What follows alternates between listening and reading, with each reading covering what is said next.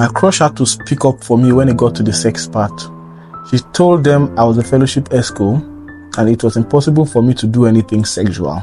It was the year 2009 in Benin. I had just been made the fellowship esco, and as a result, I was supposed to visit and pray for every sick brethren. I had this sister who was sick, and our papa had told me to go and see her and pray with her as she travels out of town. I personally was never comfortable going into girls' hostel, but I have been given an assignment. Now, I was supposed to see her like 2 days before, but I intentionally didn't go until Papa called me on this fateful day and asked me to be on my way. It was around 5:30 p.m. and the visiting time was supposed to end around 6 p.m. or so. As I went there, I spent 10 minutes trying to find her block and room until I finally got the place.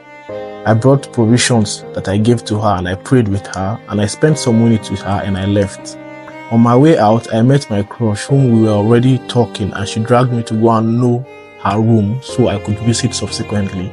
Everyone was looking at me strangely that day because they have never seen me in girls' hostel and they know that I wouldn't go there for anything. We got to our hostel and she offered me juice and we got gisting. You know how it is now when your crush is the one that is interested in you, so she kept on bringing up topics and topics. Until I got a ping from a friend. For those who don't know what ping is like, for those of us that used BlackBerry then, we ping you, it's like you chat someone and then they reply you. So I got a ping from a friend who had just reminded me that we're supposed to go and pray at the volleyball court. I look at the time, it was already 8:45 p.m. Omo, it don't set. I began to panic, not knowing what to do. Oddly enough, she was calm and she told me to calm down. It was close to holiday period and many had traveled, so it was just the two of them. So she told me to calm down as she checked outside. She came back and said the coast wasn't clear, that I have to chill in the room until the coast is clear.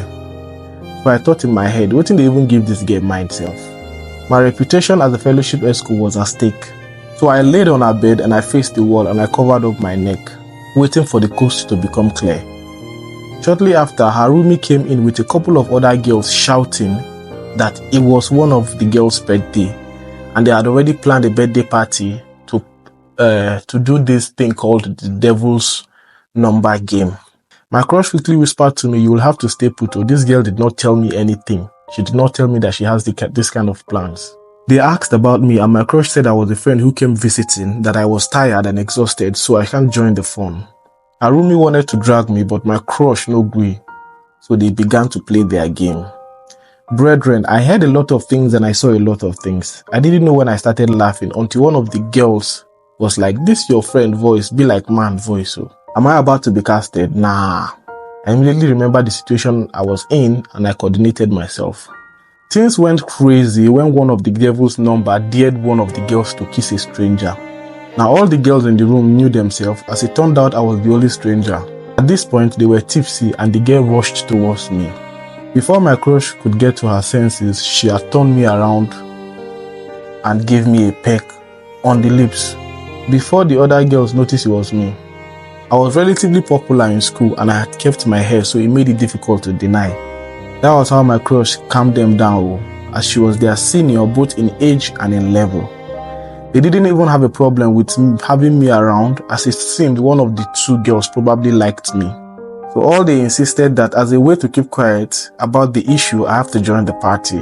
Now so I entered birthday party by force. Man, it was crazy. I mean, it was a crazy day. They had turned off the light and they used this Ashewo red light in the room. They locked the door and the devil's number game became very intense. I legit emptied my pocket that night because if you didn't do your own there, you will pay 200 naira. I went there with 3k and my money finished and I still had to kiss, peck all the girls in the room. I had to just give and receive lappy as some part of my DS. I legit emptied my pocket that night because if you don't do your own there, you will pay 200 naira. I went there with 3k, the money finished, and I still had to kiss and peck all the girls in the room. I gave and received lappy as part of my DS. My crush had to speak up for me when it got to the sex part. She told them I was a fellowship esco and it was impossible for me to do anything sexual. Several people came to knock to join the party, but they didn't open because I was there. And somewhere around 2:33 a.m., my crush told me that the coast was clear. The hostel gate was already locked, so she told me, the hostel gate was already locked, so she showed me where I could climb out from. I immediately jumped down. There were two security men sitting opposite where I jumped down from. I saw them carry me for trouble and begin threatening me. I had to start negotiation and promised to pay them in the morning. They took my Nokia 3310 and they left my Bluetooth with me as collateral. I lived up camp at the time, so I had to go and look for where to sleep. As early as 6 a.m., I left and I went home, showered, and I went to the bank. I withdrew some money and I went back to get my phone. I was so traumatized that I didn't attend class that day, so I told my pals that I was sick. My crush eventually came to see me and apologized, and the rest was history. So guys, please like, share for more stories like this.